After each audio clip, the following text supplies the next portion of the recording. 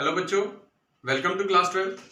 आज हम क्लास 12 की चैप्टर 4 एनसीईआरटी बुक का डिटरमिनेंट्स उसकी थर्ड एक्सरसाइज से शुरू करेंगे, जिसमें हम आपको आज का जो टॉपिक है हमारा एरिया ऑफ ट्रायंगल निकालना सिखाएंगे और साथ में ही नेक्स्ट जो टॉपिक आएगा नेक्स्ट एक्सरसाइज का वो आएगा माइनर्स एंड कोफैक्टर, वो भी साथ में एक्सप्लेन करेंगे। तो आइए सभी बच्चे ध्यान से देखेंगे एरिया ऑफ ट्रायंगल कैसे कैलकुलेट करते हैं बाय यूजिंग डिटरमिनेंट्स। देखिए हमारे पास ये गिवन है एरिया ऑफ ट्रायंगल, जैसे मैंने लिख लिया है हेडिंग। सपोज आपके पास एक ट्रायंगल है जिसके तीन वर्टिसेस हमें पता हैं ए, बी और सी। ट्रायंगल ए के वर्टिसेस हैं x1 y1 मान लेते हैं, ट्रायंगल बी के वर्टिसेस x2 y2 और ट्रायंगल सी के वर्टिसेस x3 y3। आपने क्लास 11th में और क्लास 10th में एरिया ऑफ ट्रायंगल निकालना सीखा था और एरिया ऑफ ट्रायंगल का जो फॉर्मूला रहता है वो क्या पढ़ा हुआ हमने, 1/2 x1 y2 minus y3 plus x2 y3 minus y1 plus x3 y1 minus y2। ये फॉर्मूला एरिया ऑफ ट्रायंगल का आपने ऑलरेडी पढ़ा हुआ है। अब इसी फॉर्मूले को हम with the help of determinants कैसे एक्सप्रेस कर सकते हैं और कैसे इसका यूज करेंगे एरिया ऑफ ट्रायंगल कैलकुलेट करने के लिए हम डिटरमिनेंट्स का। तो देखिए डिटरमिनेंट की फॉर्म में लिख रहे हैं delta is equals to determinant x1 y1 ये फर्स्ट वर्टिसेस है, x2 y2 ये सेकंड वर्टिसेस है और ये x3 y3 ये थर्ड वर्टिसेस है। और यहां पर थर्ड कॉलम में हम 1 1 1 रिप्रेजेंट करेंगे। जब आप इस डिटरमिनेंट को एक्सपेंड करेंगे तो आपके पास एग्जैक्टली यही वैल्यू आएगी। On expanding we got the area of triangle। इस डिटरमिनेंट को एक्सपेंड करने पे हमें एरिया ऑफ ट्रायंगल मिलेगा। जब भी आप area of triangle with the help of determinant calculate करेंगे तो दो तीन बातों का आपने ध्यान रखना है जो बहुत इंपॉर्टेंट है। देखिए मैं आपको एक एक करके बता रहा हूं। फर्स्ट जो सबसे इंपॉर्टेंट बात है कि area of triangle is always positive, कि अगर डिटरमिनेंट की वैल्यू नेगेटिव भी आए तब भी आपने उसको पॉजिटिव ही कंसिडर करना है, क्योंकि एरिया ऑफ ट्रायंगल कभी भी नेगेटिव नहीं होता, हमेशा पॉजिटिव होता है। दूसरी बात, if area of triangle is given, कुछ क्वेश्चंस ऐसे भी आएंगे जिसमें हमें एरिया ऑफ ट्रायंगल गिवन होगा, area of triangle is given और आप उसको डिटरमिनेंट की हेल्प से सॉल्व करेंगे, then we must use both positive and negative sign.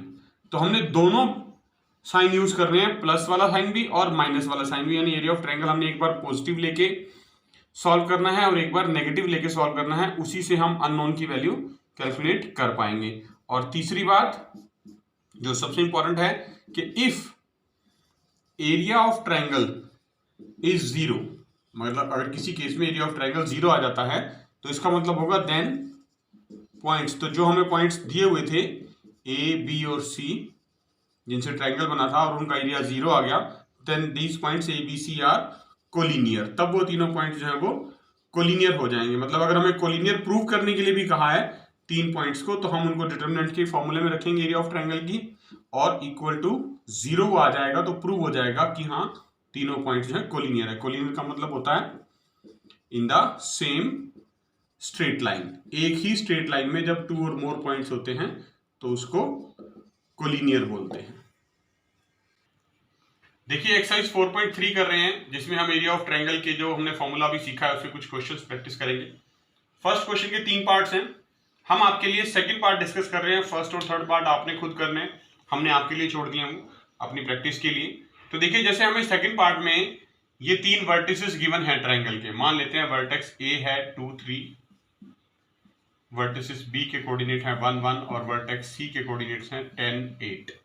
हमें एरिया ऑफ ट्रायंगल कैलकुलेट करना है with the help of determinants. आप इनको एज्यूम कर लीजिए, ये पॉइंट ए के जो वर्टेक्स हैं, वर्टेक्स के जो कोऑर्डिनेट्स हैं x1 y1, पॉइंट बी के कोऑर्डिनेट x2 y2 और पॉइंट सी के कोऑर्डिनेट्स x3 y3।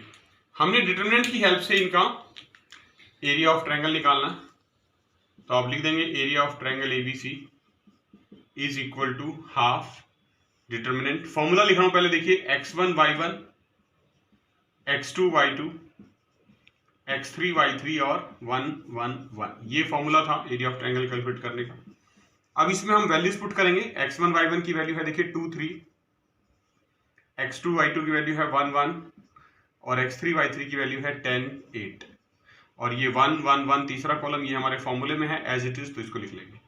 अब इस डिटरमिनेंट को एक्सपेंड करेंगे तो हमारे पास एरिया ऑफ ट्रायंगल की वैल्यू आ जाएगी। देखिए तो फर्स्ट रो से एक्सपेंड कर रहे हैं, आप लिख भी सकते हैं यहाँ एक्सपेंडिंग बाय R1, यानी फर्स्ट रो से एक्सपेंड कर रहे हैं। तो देखिए ये फर्स्ट रो और ये फर्स्ट कॉलम, पहले 2 जो है वो कोफिशिएंट बनेगा हमारा इनटू में,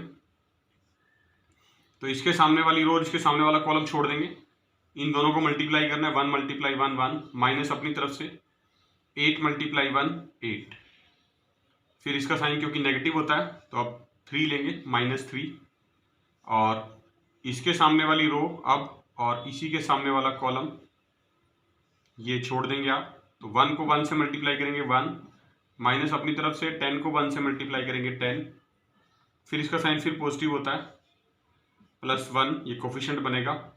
अब इसके सामने वाली रो और इसी के सामने वाला ये कॉलम छोड़ देंगे आप, तो क्या बनेगा 1 मल्टीप्लाई 8 8 माइनस 10 मल्टीप्लाई 1 10।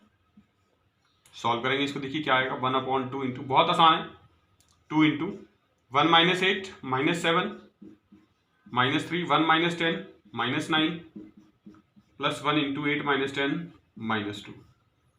सॉल्व कर दीजिए, 1/2 बाहर एज इट इज रहेगा, -14 माइनस माइनस प्लस होता है, 9 3 27 और माइनस का 2, तो ये आ जाएगा हमारे पास सिंप्लीफाई करके। देखिए 27 प्लस का है -14 -2 -16 यानी 27 -16 यानी 1/2 इंटू 11, तो 11/2 स्क्वायर यूनिट्स लिख देंगे क्योंकि एरिया है, area of triangle is square units, 11/2 square units. ये फर्स्ट क्वेश्चन का सेकंड पार्ट था। फर्स्ट और थर्ड पार्ट एग्जैक्टली सेम इसी तरह से आपने अपने आप खुद करने हैं। देखिए सेकंड क्वेश्चन कर रहे हैं एक्सरसाइज 4.3 का। जो सेकंड क्वेश्चन है वो कोलिनियर के कॉन्सेप्ट पे बेस है। हमें ये 3 पॉइंट्स दिए हुए हैं A, B और C, और शो करना है कि ये तीनों पॉइंट्स जो हैं कोलिनियर हैं। कोलिनियर मतलब इन द सेम स्ट्रेट लाइन में है। तो इसके लिए क्या होगा, हमने बताया था आपको कि एरिया ऑफ ट्रायंगल हमें इक्वल टू 0 करना है। तो एरिया ऑफ ट्रायंगल अगर इक्वल टू 0 आ जाए तो पॉइंट्स कोलिनियर होते हैं। ये कंडीशन है सॉल्व करने की क्वेश्चन को। तो देखिए हम क्या करेंगे, सबसे पहले एरिया ऑफ ट्रायंगल का फॉर्मूला लिख लेते हैं। Area of triangle ABC is equals to 1/2 x1 y1 x2 y2 x3 y3 और थर्ड कॉलम 1 1 1 होता है। और ये हमारे जो वर्टिसेस हैं इसमें हम एज्यूम कर लेते हैं, ये x1 y1 है, ये x2 y2 और ये x3 y3। ठीक है, अब आपने ये वैल्यूज इस फॉर्मूले में पुट करनी है। अब क्योंकि हमें शो करना है पॉइंट्स जो हैं वो कोलिनियर हैं, तो मतलब एरिया ऑफ ट्रायंगल सॉल्व करने के बाद जो है 0 आना चाहिए। तो इज इक्वल्स टू 1/2, देखिए x1 y1 की वैल्यू लिख रहे हैं a b plus c, x2 y2 की b c प्लस a और x3 y3 की c a प्लस b और तीसरा कॉलम 1 1 1।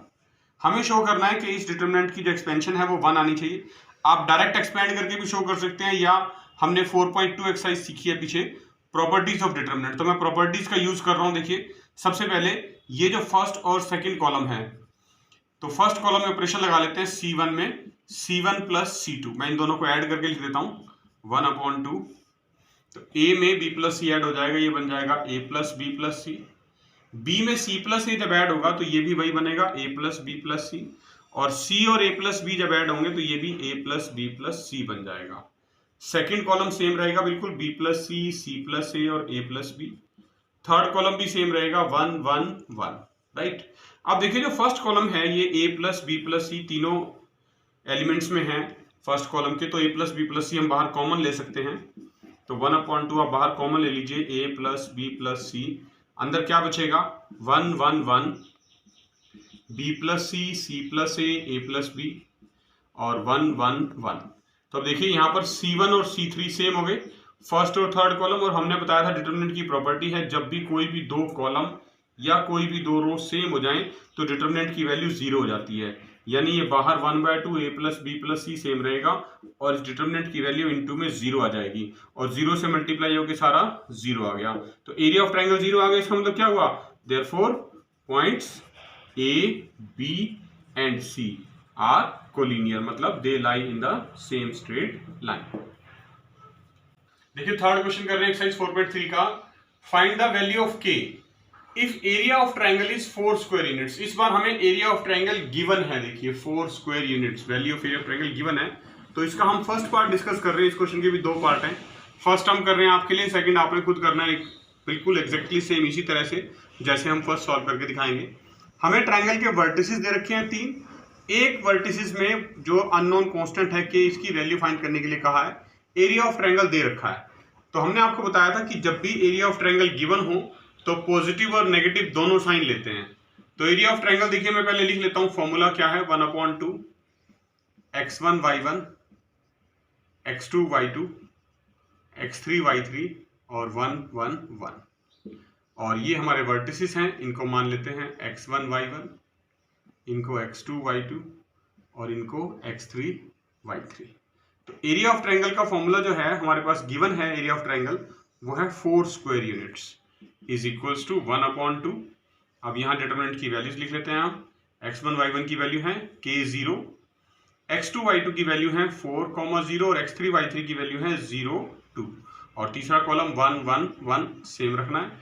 तो देखिए आपने इसको एक्सपेंड करना है, पहले डिटरमिनेंट को 1/2 इंटू, मैं फर्स्ट रो से ही कर लेता हूं, तो फर्स्ट रो के इसके सामने वाला रो और इसके सामने वाला कॉलम छोड़ देंगे आप, ये कोफिशिएंट बनेगा k, 0 × 1 0 माइनस अपनी तरफ से 2 × 1 2, इसका साइन नेगेटिव होता है -0, तो इसके साथ कुछ भी लिखने की जरूरत नहीं है क्योंकि 0 से मल्टीप्लाई होकर वैसे ही 0 हो जाने वाला है। तो फिर भी हम एक बार आपको बता देते हैं कि हाउ टू राइट।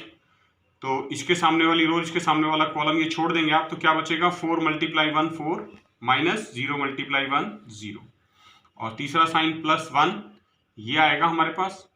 तो 1 के सामने वाली रो आपने छोड़नी है, ये फर्स्ट रो, और ये थर्ड कॉलम छोड़ देना इसके सामने वाला। तो इन दोनों को मल्टीप्लाई करेंगे, 4 × 2 8 माइनस 0 × 0 0 और डिटरमिनेंट की वैल्यू हमें जो 4 गिवन थी, तो हमने उसको सिंप्लीफाई करना है। तो हमने आपको बताया था कि दोनों साइन कंसिडर करने हैं, +4b और -4b। तो मैं +-4 लिख रहा हूं यहाँ पर, दोनों वैल्यूज के साथ k की अलग अलग वैल्यू कैलकुलेट करके दिखाएंगे। तो देखिए सॉल्व कर रहे हैं इसको, क्या आएगा 1/2 इंटू k इंटू 0 -2, यानी -2 से k मल्टीप्लाई हो जाएगा तो -2k आ जाएगा, 0 से मल्टीप्लाई होकर ये सारा 0 हो जाने वाला है और +1 × 8 इज इक्वल टू +-4।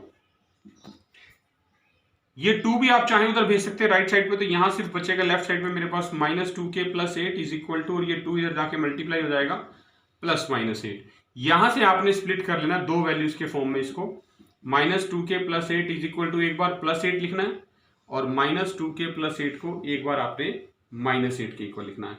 तो देखिए ये वाला 8 उधर जाके माइनस हो जाएगा, तो -2k इज इक्वल टू 8 - 8 यानी 0, -2k इज इक्वल टू 0, मतलब k की वैल्यू एक तो 0 आ गई हमारे पास, और जो दूसरी वैल्यू आएगी वो यहाँ से आएगी, -2k इज इक्वल टू ये +8 इधर आके -8 हो जाएगा, -8 - 8, तो -2k इज इक्वल टू -16 और माइनस से माइनस साइन कैंसिल हो गया, तो k की वैल्यू क्या आ गई 16/2। आप इसको कैंसिल कर दीजिए, 2 8 16, तो k इज इक्वल टू 8, यानी जो कांस्टेंट था k उसकी दो वैल्यूज आ गई हमारे पास 0 और 8। तो यही दो वैल्यूज इसी तरह से आपने कैलकुलेट करनी है, एक पॉजिटिव साइन के साथ और एक नेगेटिव साइन के साथ, सेकंड पार्ट के लिए भी, और सेकंड पार्ट में भी आपने एरिया ऑफ ट्रायंगल सेम लेना है जो हमारे स्टेटमेंट में गिवन है, दैट इज 4 स्क्वायर यूनिट्स। देखिए 4.3 में फोर्थ क्वेश्चन का फर्स्ट पार्ट कर रहे हैं हम। अब ये बेस्ड है find the equation of line. हम आपको इक्वेशन ऑफ लाइन निकालना सिखाएंगे बाय यूजिंग डिटरमिनेंट्स। कैसे, देखिए लिखा है find the equation of line joining the points. दो पॉइंट गिवन है हमें a और b, इनसे मिलके एक लाइन बनती है। तो देखिए मान लीजिए मैं ये मान लेता हूँ पॉइंट a है और ये कोई पॉइंट b है, इसके वर्टिसेस हैं 1 2 और इसके वर्टिसेस हैं 3 6। तो हम अज्यूम कर लेंगे कि दो पॉइंट्स तो यहीं हैं स्ट्रेट लाइन पे, एक तीसरा पॉइंट C भी कोई लाई करता है स्ट्रेट लाइन पे जिसके कोऑर्डिनेट्स हैं x y।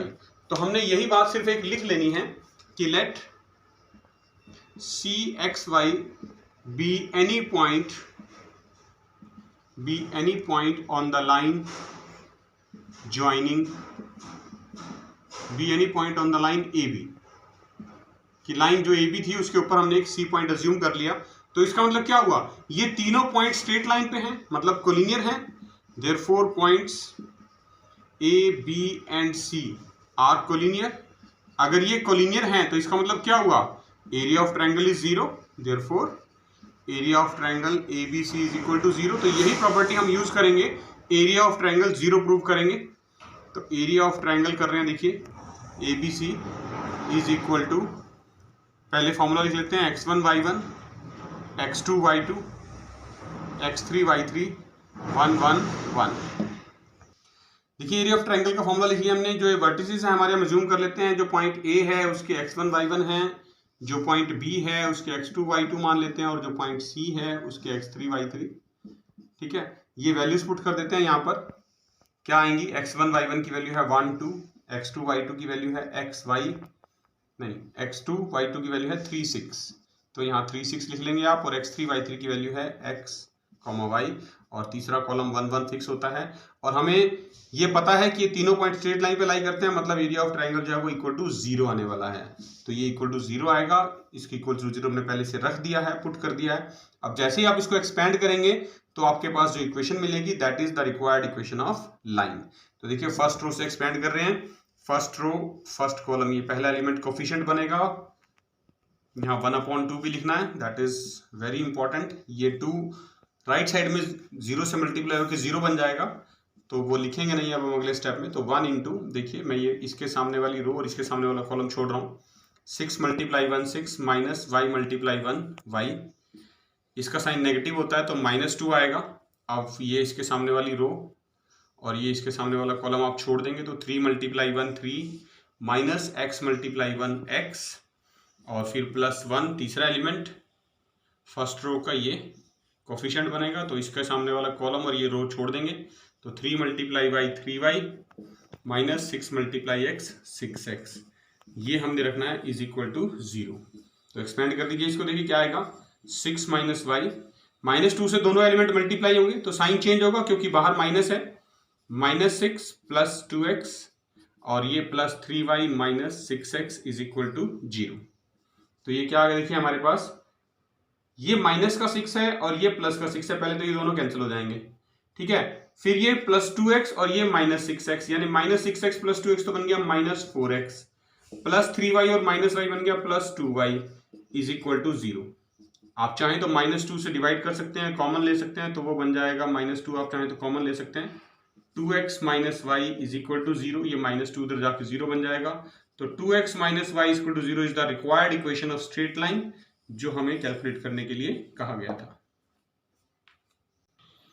तो देखा बच्चों आपने, ये थे एक्सरसाइज 4.3 चैप्टर 4 डिटरमिनेंट्स की, जिसमें हमने आज सीखा एरिया ऑफ ट्रायंगल। अगली एक्सरसाइज 4.4 स्टार्ट करने जा रहे हैं, जिसमें हम सीखेंगे माइनर और कोफैक्टर की डेफिनेशंस, कि माइनर क्या होता है और कोफैक्टर क्या होता है किसी भी डिटरमिनेंट के लिए, और आप उसको कैसे कैलकुलेट कर सकते हैं।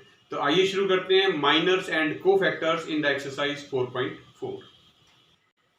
देखिए एक्सरसाइज 4.4 में माइनर्स और कोफैक्टर्स डिस्कस कर रहे हैं। हमने आपको बताया था फर्स्ट क्वेश्चन का फर्स्ट पार्ट की हेल्प से मैं लेके चल रहा हूं आपको। ये डिटरमिनेंट दिया हुआ है हमें, एक डिटरमिनेंट कैपिटल ए लिख लेते हैं, 2/2 डिटरमिनेंट है, 2 - 4 0 3। इसके अंदर 4 एलिमेंट्स हैं, ऑर्डर इसका 2 है, 2 रोज हैं, 2 कॉलम्स हैं। हमें माइनर और कोफैक्टर लिखना है। तो सबसे पहले जो सबसे इंपॉर्टेंट बात है वो है माइनर। माइनर जितने एलिमेंट्स होते हैं, जितने नंबर ऑफ एलिमेंट्स होते हैं, उतने ही नंबर ऑफ माइनर एक डिटरमिनेंट के एग्जिस्ट करते हैं। So first I am writing a point for you that is very important, number of elements in the determinant. जितने एलिमेंट्स होंगे डिटरमिनेंट के अंदर, उतने ही number of minors, number of is equal to number of minors and cofactors. हर एक element के लिए, हर एक पर्टिकुलर एलिमेंट के कॉरेस्पॉन्डिंग एक माइनर एग्जिस्ट करता है, और हर माइनर के कॉरेस्पॉन्डिंग एक कोफैक्टर एग्जिस्ट करता है। तो यहां पर 4 एलिमेंट्स है तो 4 माइनर आएंगे। माइनर की जो नोटेशन है, तो देखिए minor of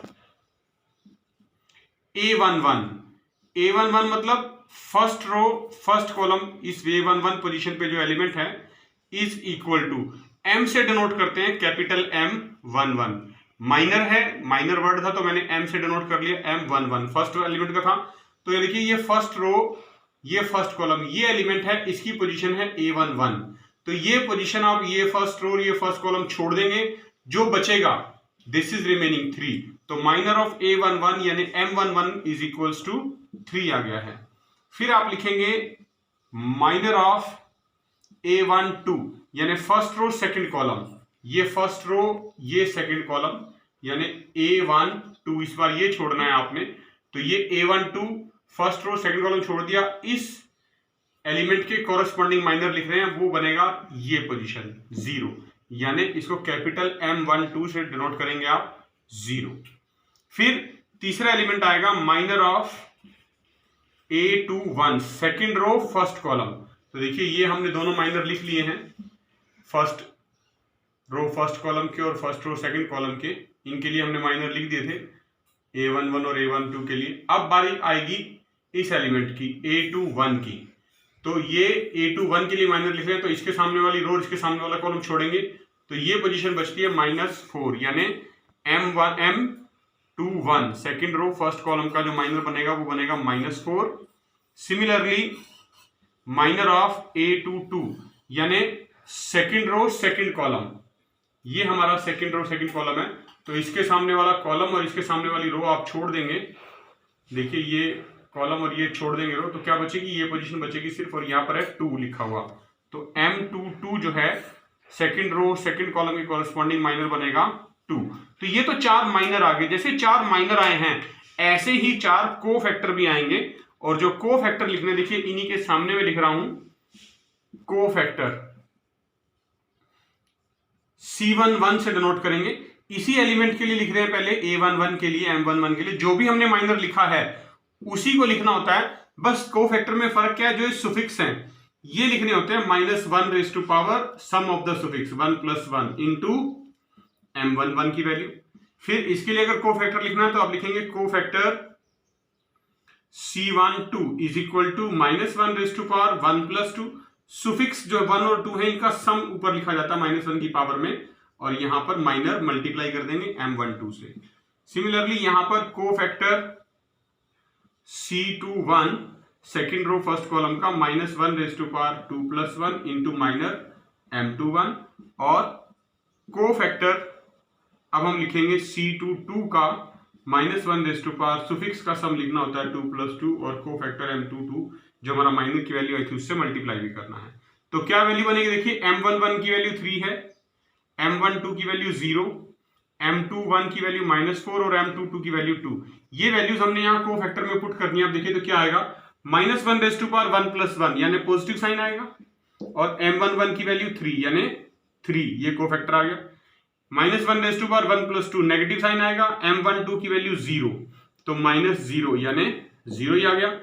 -1 raise to power 2 + 1 -1 की पावर 3 हो गया ना, नेगेटिव साइन आएगा। M21 की वैल्यू -4, तो माइनस माइनस प्लस हो जाएगा, और -1 raise to power 2 + 2 even number है, 2 + 2 4, तो पॉजिटिव साइन आएगा, और M22 की वैल्यू थी इनटू में 2 यानी प्लस का 2। तो ये को फैक्टर जो है देखिए आगे हमारे पास corresponding to each minor there exist a cofactor, and corresponding to each element there exist a minor. तो 2/2 डिटरमिनेंट में 4 एलिमेंट थे तो 4 माइनर निकले, और 4 माइनर थे तो 4 को फैक्टर निकाल लिए हैं। इसी तरह से अगर 3/3 डिटरमिनेंट होगा तो वहां पर 3/3 डिटरमिनेंट में नंबर ऑफ एलिमेंट्स 9 होते हैं, तो 9 माइनर्स निकलेंगे और उनके कॉरेस्पॉन्डिंग 9 को फैक्टर्स निकलेंगे। देखिए थर्ड क्वेश्चन कर रहे हैं एक्सरसाइज 4.4 का, माइनर और को फैक्टर हमने आपको बताया था इसका कैसे करते हैं। अब लिखा है using cofactors of elements of second row. Second row के को फैक्टर का मतलब है कि आपने इसको एक्सपेंड करना है by using second row. Second row से हम इसको एक्सपेंड करेंगे डिटरमिनेंट को और वैल्यू कैलकुलेट करेंगे। तो देखिए सेकंड रो के हमने आपको साइन बताने पहले हमने आपको बताया था, जो ये हमारे पास एलिमेंट है 2 0 1, ये है सेकंड रो और फर्स्ट कॉलम का एलिमेंट है। तो second row first column 2 into, और आपने सबसे पहले को फैक्टर कैलकुलेट कर लेते हैं सॉल्व करने से पहले, इसके हम हमारे लिए काफी आसान हो जाएगा। को फैक्टर देखिए, को फैक्टर ऑफ ये पहला एलिमेंट है, second row first column A2 1 का निकालेंगे, फिर हम निकालेंगे cofactor of second row second column यानी A2 2 के लिए, और फिर निकालेंगे को फैक्टर ऑफ A2 3 यानी सेकंड रो थर्ड कॉलम के लिए। ठीक है, को फैक्टर निकालने का फार्मूला हमने आपको बताया था कि -1 जो भी सुफिक्स है उनका सम आता है, और इनटू में उसी को फैक्टर का, उसी पर्टिकुलर एलिमेंट का माइनर यानी M21 लिखा जाएगा। A2 2 का को फैक्टर कैसे लिखेंगे, -1 की पावर आपने 2 + 2 लिखनी है सुफिक्स का सम, और साथ में उसी माइनर से मल्टीप्लाई। सिमिलरली को फैक्टर ऑफ A2 3 लिखना आपने -1 2 + 3 सुफिक्स का सम और साथ में उसी एलिमेंट का माइनर। ठीक है, ये को फैक्टर हो गए। अब को फैक्टर हमने निकाल लेने हैं, देखिए कैसे निकलते हैं। -1 2 + 3 नेगेटिव आएगा मतलब -1, और M21 यानी सेकंड रो फर्स्ट कॉलम छोड़ देंगे तो क्या बचेगा, 3 × 3 9 -2 × 8 16, तो ये -1 है और यहां -7 आएगा तो +7 वैल्यू आ गई। सिमिलरली A2 2 के लिए सेकंड रो सेकंड कॉलम -1 2 + 2 +1 हो जाएगा क्योंकि -1 की पावर 4 है। सेकंड रो सेकंड कॉलम छोड़ेंगे तो बचेगा 5 और 3, 5 × 3 15 -1 × 8 8, तो 15 - 8 ये भी 7 आ गई वैल्यू। अब बात करेंगे थर्ड को फैक्टर की, सेकंड रो थर्ड कॉलम की, तो -1 2 + 3 लिखा है, 2 + 3 मतलब 5, ऑड नंबर है तो -1 आएगा, और M23 मतलब सेकंड रो और थर्ड कॉलम छोड़ देंगे तो 5 × 2 10 -1 × 3 3, यानी ये -1 और 10 - 3 7, तो ये आ गया -7। अब हमने इसको एक्सपेंड जब हम करते हैं तो कोफिशिएंट्स के साथ मल्टीप्लाई करना होता है, तो देखिए मल्टीप्लिकेशन जो एक्सप्रेशन आएगा डेल्टा की वैल्यू वो क्या आएगी, A11 एलिमेंट और साथ में उसका को फैक्टर को हमने C से रिप्रेजेंट किया था C21, फिर प्लस A21 था यहां पर फर्स्ट एलिमेंट A21, ये दूसरा एलिमेंट A22 और को फैक्टर C22, प्लस तीसरा एलिमेंट A23 और को फैक्टर C23। इनकी वैल्यूज रख दीजिए आप, 2 × 7 प्लस 0 × 7 प्लस 1 × -7, तो ये आ जाएगा 14 + 0 - 7 यानी 14 - 7 7, तो डिटरमिनेंट की वैल्यू क्या आ गई, 7।